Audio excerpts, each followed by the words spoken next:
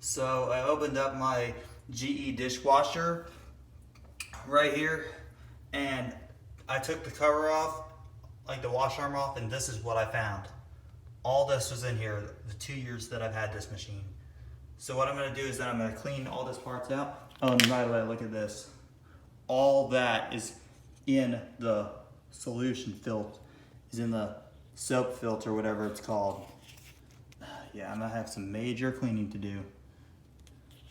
Yeah, the wash arm looks like a cyclone.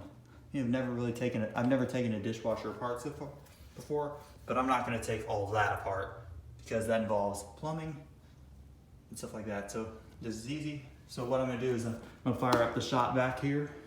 I'm gonna suck all the water. I'm gonna use a brush first, clean it out, and then I'm gonna suck all the water out.